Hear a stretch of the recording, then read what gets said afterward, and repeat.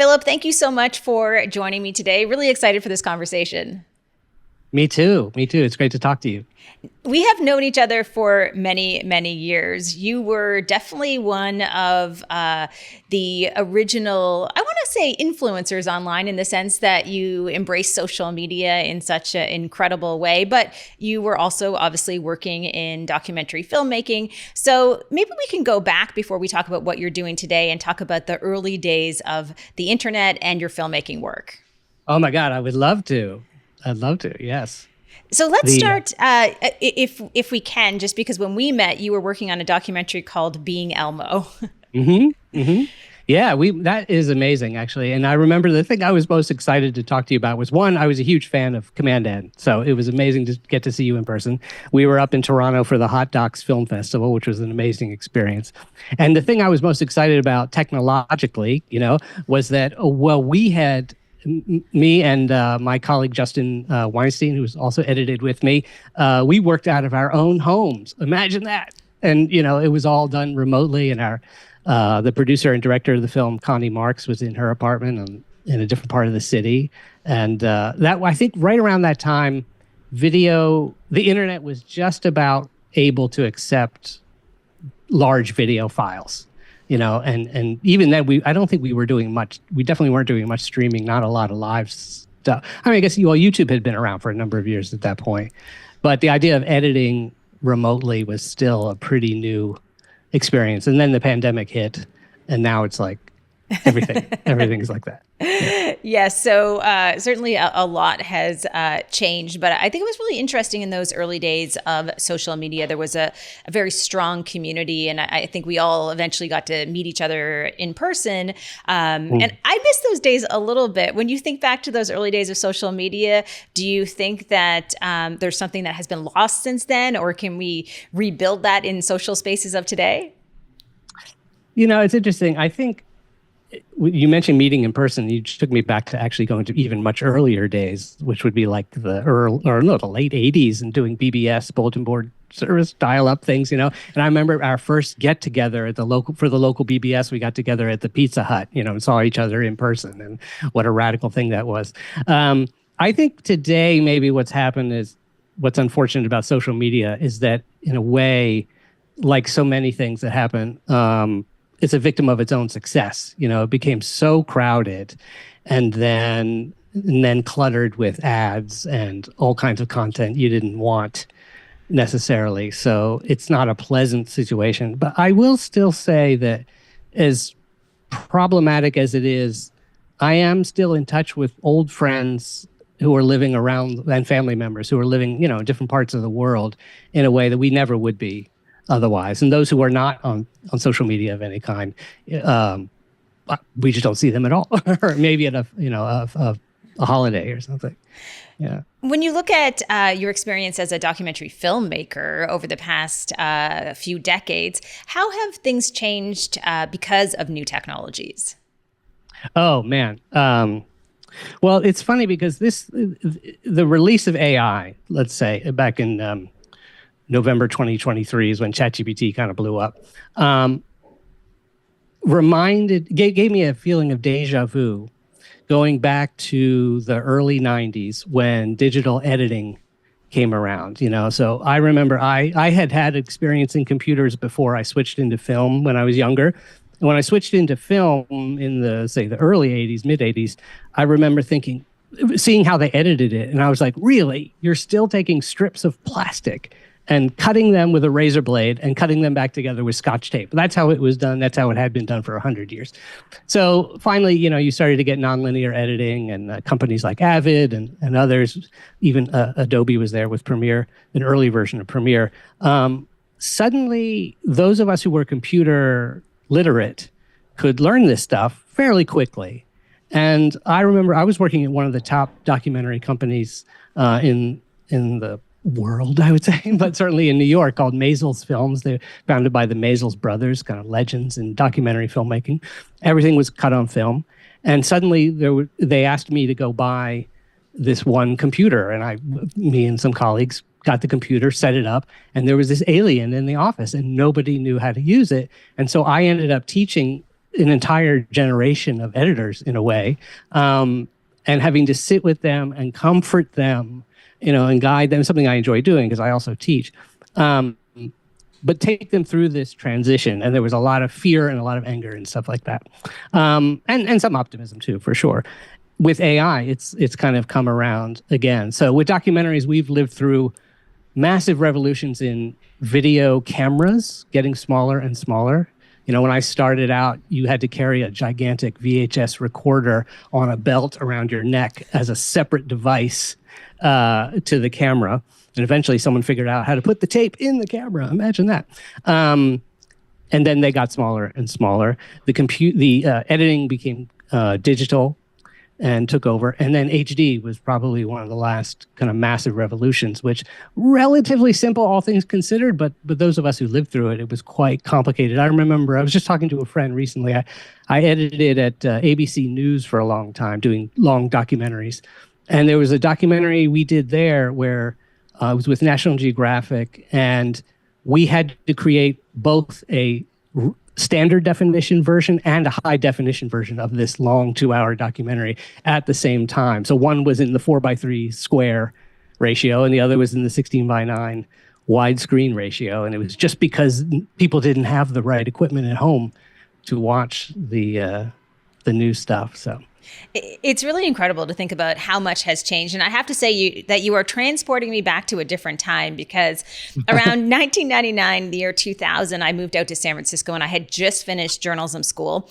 In journalism school, we were definitely at the forefront of digital editing. So we were using Macs to actually edit for our radio show. I moved to San Francisco and I was so excited because I had an internship at KQED, which is an NPR affiliate.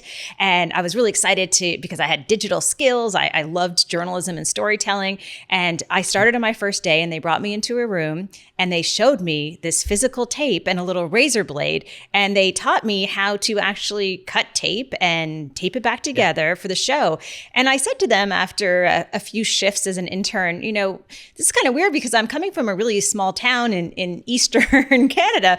And we've been doing things digitally on Macs for a really long time. They said, oh, we have Macs. And they brought me, you're not going to believe this, they brought me to a room.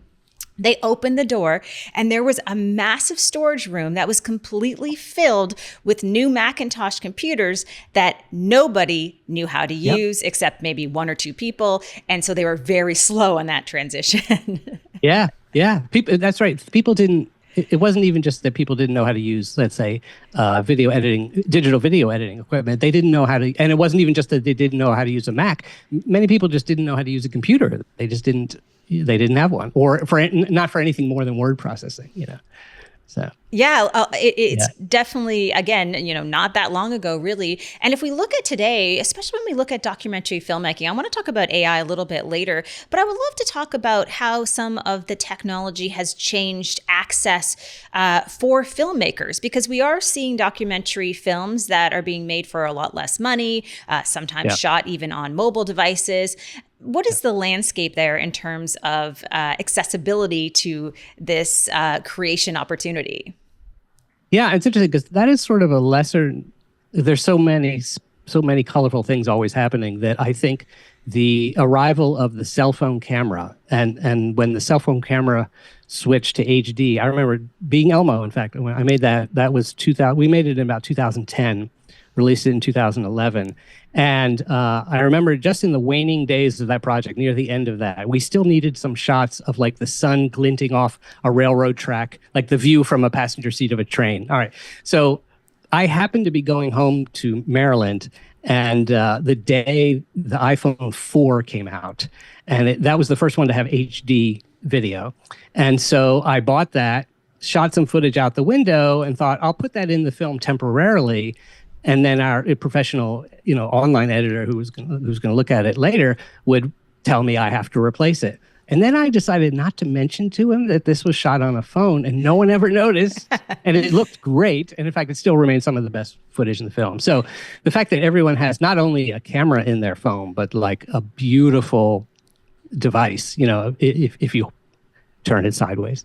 Other than that, even shooting vertically is a whole new format. So that is interesting. I would say for documentaries, yes, there is the ability to record life.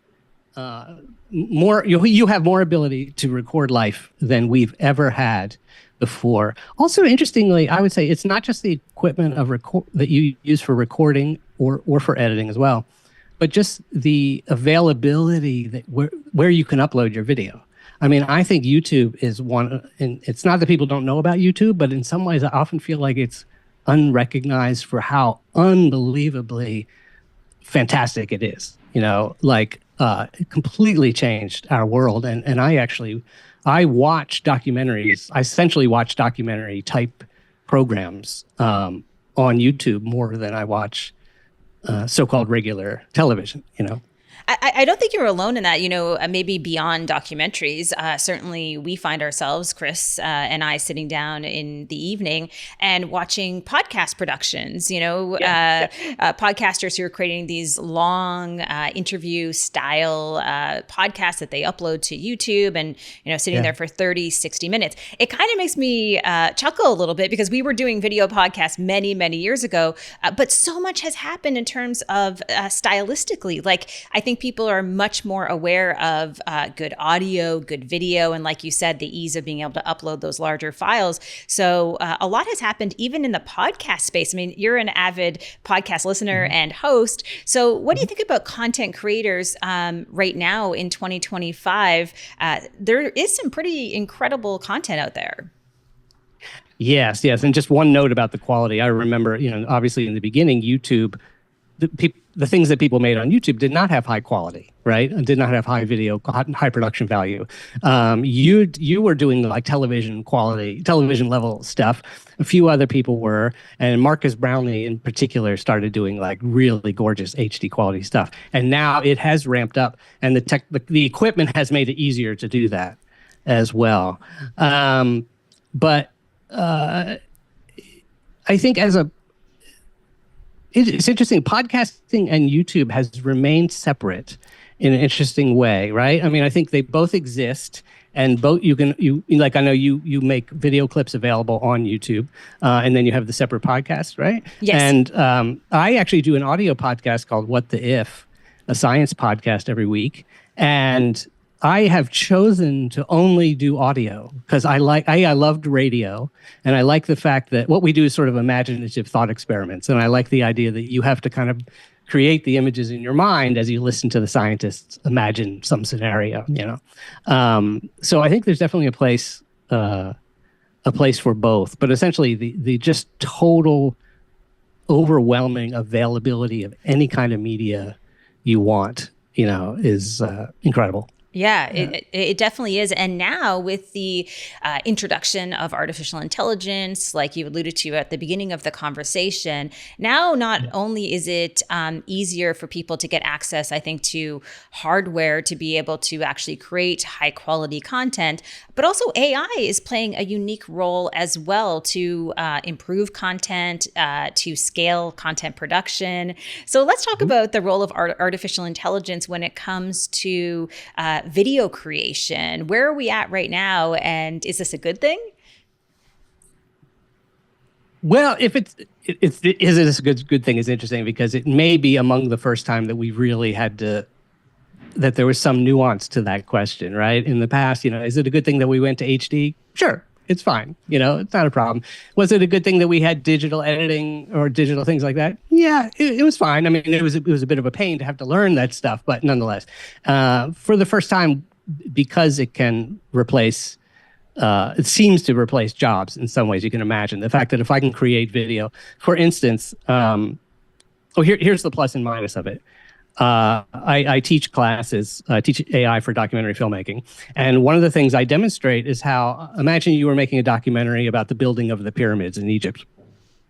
I can go to Sora or any of the video websites, video AI sites, and type in, I can just describe people on the halfway up a pyramid that they're constructing, raising gigantic stones with ropes or whatever. And I get something that looks just like, maybe perhaps too much like a Discovery Channel, reenactment. right? So now maybe those things aren't actually filmed in Egypt. They're probably filmed in California, but a crew, actors, massive props, all kinds of stuff like that, I now achieve by simply typing a few words, right? So that's tremendously enabling for us, let's say low budget indie filmmakers. But also it could have a major effect on all the people who are employed making reenactments, for instance. So that's definitely going to be a shakeup. But again, I've always approached things, everything I've done is I've always been curious, how much can I do by myself or with a very small team? I just enjoy that. I've worked at big companies, of course, but what we can do is on a small budget with a small team is truly unbelievable. However, I think partly implicit in your question too is what's the quality of the video? And I literally think this week may be the first time I've seen things that are just crossing over to what I would call broadcast quality video, where it's not distorted, or you can get a non-distorted output, maybe 1 out of 4, but we're starting to get things now that are truly incredible. Lips, the ability to create lips, fully digital characters that talk and can speak in any voice you want with lip sync. It's just on the edge. We're just on the edge of that, leaving the uncanny valley. So not exactly there, but really, I expect by the fall, we will start to see AI stuff in television documentaries, maybe not in movies yet, but possibly in full feature-length movies too. Do you think that disclosure matters right now? Like, let's say you're making a documentary film and you are using AI to create a scene that wasn't something that you shot with human actors and a whole crew. Should you disclose you're using it, or is it just a sign of the times that, hey, this is the direction that we're going? I think you should always disclose it. In some ways, it's actually not a new question in the sense that we have had the ability, perhaps through more expensive means, but we've had the ability to do reenactments. We've had the ability. One of the things with digital video, and in the early days, you could get a plugin, a film look plugin, so that if you let your computer render for 2 hours, you might get 10 seconds that got a grainy look on it, and that looked like a film. So you might be able to slip that into a documentary as if it was real found footage, maybe an old newsreel you found or something like that.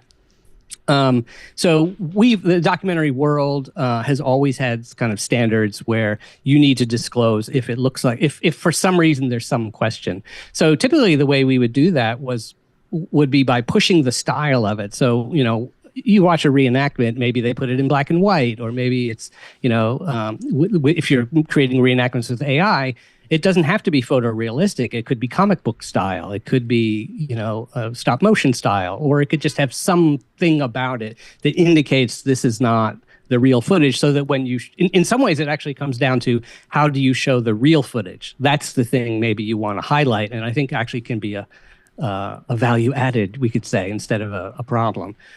So yes, I think you shouldn't, it would be bad form to use AI to create things and then try to pass it off as if it was real when it isn't real. Yeah. Yeah, I mean, and there's so many ethical questions, but I'm with you. I don't think these ethical questions are necessarily new for those of us who have been using computers in new and creative ways over many decades. I think you start to understand, like, it's always that balance between human and machine and figuring out what's going to make the most sense in terms of that partnership going forward.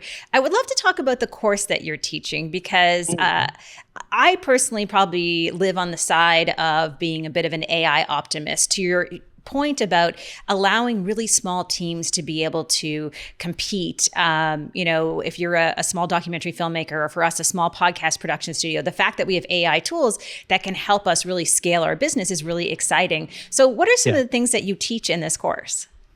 So one of the things I love, again, I feel like is perhaps unappreciated. It's not that you haven't heard of it. So ChatGPT or any of the large language models, I don't want to, pigeonhole or say ChatGPT is the only one. Could be Google, could be Claude, et cetera, Google Gemini. These things are unbelievably powerful. Like the amount of things you can do with them is so much more, than that. So put that aside for 1 second. So with video, you can obviously create video from scratch. You can do all kinds of animation that you wouldn't have done otherwise. Not without a big budget. You can create images, so people know that, with Midjourney and things like that. You can create voices or audio books or all kinds of things like that with voice synthesis that's extraordinary. There's even music synthesis. I feel like this is a little bit still coming, but I just think one of the things that's most profound is what you can do with a large language model. So I can use it to anything from I can brainstorm ideas. We walk through the entire process. How can I use a large language model? Well, at the brainstorming phase, absolutely, I can use it. I love to use it in a way like it's like having many mentors, at your disposal. So, in other words, if I'm thinking of a film, let's say I got to imagine a scene. I've got to create a scene. I could say, come up with a scene in the style of Steven Spielberg. Come up with a scene in the style of Stanley Kubrick, or Errol Morris if it's more documentary oriented, or Werner Herzog. And I even will tell ChatGPT, I'm sitting in a writer's room. You be all these people and give me these ideas, and it really helps me think outside the box. It can do things like, a huge part of documentaries is taking transcripts of interviews. So we interview people often for hours at a time, right? And I know you do that too. And you can get instant transcripts that are actually very good now. It used to be you still needed humans to do it. Now, this is another area where I must say the robots do it instantaneously, and they do it quite well. Then you can ask the large language model, find me the most emotional moments of this interview. Now, I'm still going to watch it. I'm still going to go through it. But if I was under a serious time crunch, I could use this as a quick way to identify those. If it's not a time crunch, I just enjoy, because it takes no time at all for it to do that, to pull sound bites for me, just text. Then it's like a second eye, I've got with me, which is really fantastic. And again, I can ask it, think in terms of this, think in terms of that. I use it for outlining. I use it for coming up with shot lists, basically any kind of creative act, anything you have to think through. And then lastly, I'll just say that even outside of work, and this is going to sound, I don't know, a little bit woo-woo, but I use it for help with decision-making. And I'm not using it to give me the advice necessarily, but just simply help me think through. There might be some business decision I need to make, or somebody made an offer to me, and it's like, okay, well, what should be the split between us on this project? Should I get 50? Should it be 50-50? Whatever. I can actually say, hey, what are the industry standards for this kind of arrangement? What are the pluses? What are the minuses? And you can just talk through it in that way. You would never. When did we ever have anything like that? It's almost as if the internet can talk back now. Yeah. It's not just a one-way, you go search things. Yeah. Well, this is probably why I say I land on the side of being an optimist about some of these AI tools and technologies that we use. But I would also put a little asterisk beside that insofar as wanting to proceed with caution as we embrace them, because it is true that, they don't have a heart. They're not, considering things that may impact other humans. And so we have to be a little bit careful. I'd be curious, though, how far off are we when we think about documentary filmmaking from being able to go out and shoot a bunch of footage, upload it to an AI system and say, create me a documentary that's 90 minutes long with all this footage with a narrative that makes sense? I mean, does that excite you, scare you? Oh, it definitely excites me, because what I get to do is essentially be the director. So it's interesting, if you've ever been a director, and let's say you've worked with an editor, and often I am an editor, so I do enjoy editing myself, but I also enjoy directing and sitting with talented people. So it's like sitting, with someone, and you can essentially direct and kind of edit the film by talking to. I'll just give you an example. There's many of these AI that do this now on a very small basis, very short form stuff. But there's a company called InVideo, I think, and you can actually say, create a 5-minute or 15, I think up to 15 minutes, 15-minute documentary about global warming or whatever, or about why it rains, whatever. And it'll go and it'll take maybe 5 minutes to do that. It writes a script, it puts down some music, it throws a bunch of stock footage together, and it even will allow you to use AI generated video if you need to get something very specific. And then you can actually tell it, and then you can watch it, and it has a narrator reading the script, right, doing the narration. They're not great. They're not great at all, but it's kind of like, whoa, okay, proof of concept, very interesting. And then you can tell it, now do it again, but make it funnier, or make it faster, or make it have more heart, or things like that. So I think the technology is absolutely there. 90 minutes is still quite a ways away, but I mean, a year maybe more than we need to get to that place. I don't know, but wow. Yeah. I do want to talk about what you're working on now beyond teaching and hosting a podcast, because I know you're working on a new documentary. And I have to say, as techie as I am, my big blind spot is video games. I have never immersed myself in that world. And so I would love you to walk me through what you're working on today. And I think I've seen it on your website, talking about why this video game is so important, and share with us that documentary and how things are going. Yeah, so it's a long, slow process. So, but as it is in the independent documentary world. But yeah, I did a Kickstarter a few years ago, and for this documentary, it's the current title is a working title, is A World I Want to Live In, and it's about the video game MYST, MYST. And it's called A World I Want to Live In for a number of reasons. But one of them is that one of the creators of the game, it was created by two brothers and a very talented team of people that worked with them, Rand and Robin Miller, when they were living essentially Rand was living in a mobile home in the woods of Spokane, Washington, when they created this game started in 1991. They released it in 1993. No one had ever heard of them. They made this little thing, using HyperCard and stuff, and on a Mac. And it blew up and became the most popular game in the world, and remained the most popular game in the world for the next 9 years. It is now in the Museum of Modern Art as one of the great examples of American art and design. Those who played it, as soon as I mentioned the game, those people are smiling right now, remembering it. If I were to play you even just a bar or two of the music from the game that was written by the younger brother, Robin, it would take you right back to that game. And it's interesting you say you aren't really a gamer. I mean, I'm not either, but I loved it when it came out. And my sister, who didn't play games at all, remembers it being the one game that a lot of people remember it as the one game they played.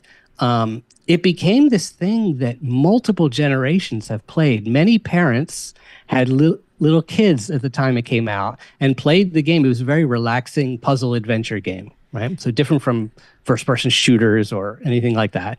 It had no score. It had no clock. You just played at your own pace, and essentially you had to find clues in this world. And when you solved some of the puzzles, a door would open, and suddenly an entire new part of the world would open up. Ages, they called them. And but it became this thing where parents could play with the kids. The kids grew to love it. The game is still popular to this day. I think a couple of years ago, they did a reissue of it, and it won Game of the Year on the Apple App Store. They recently re-released also a new, not just remastered, but a completely re-envisioned and expanded version of the sequel to the game, Riven, which was also extremely popular. Long story short, the documentary, tells the story of the brothers, and I always felt like, I grew up at that time, as you did too. And in some ways, I always wanted to make a documentary that tells the story of the personal computer revolution and how those of us who are creative, how much it totally changed our lives. It basically gave us the life that we have now. And I have a tremendous affection for it, and it was a tremendous amount of fun. And these guys happen to have had a front row seat for that, creative, that fusion of, I think it was Steve Jobs said, that intersection of technology and art, right? So the company is, by the way, Cyan, is still around today. It is Wired called it the longest running independent game company in the world. Cyan, still in Spokane, still doing it. So yeah, it's pretty exciting. People can find out more about it at themystdocumentary.com. Well, I am so excited to watch it, even though, like I said, I am sort of not that I missed out on some of those video game experiences historically, but it's been an area that I have not followed at all, to the point that even when we think about something like The Last of Us, which I love that series, I just watched the recent episode, and no spoilers in case you haven't seen it, but I didn't realize that that very important character was going to die. It was a little traumatic, whereas my 16-year-old is like, yeah, they're just following the game, Mom, like get with it. So it's hurt me tremendously in my social life that I haven't paid enough attention. It's interesting. You said something there that brought me back again to a time many decades ago when you talked about the personal computer and the impact that it would have on our lives as creative individuals. I want to ask you just one last question, because I remember for me the exact moment I was in journalism school in Halifax, and I was researching an article about the internet, and there was this couple in Maine, and they wrote, they were selling horses online. They had started an e-commerce business. This was like in 1999, so it was pretty incredible at the time. And I found it just amazing that this tiny little farm in Maine, because of the internet, was able to buy and sell horses. And I named the article I wrote about them "Horse Hunting in Cyberspace."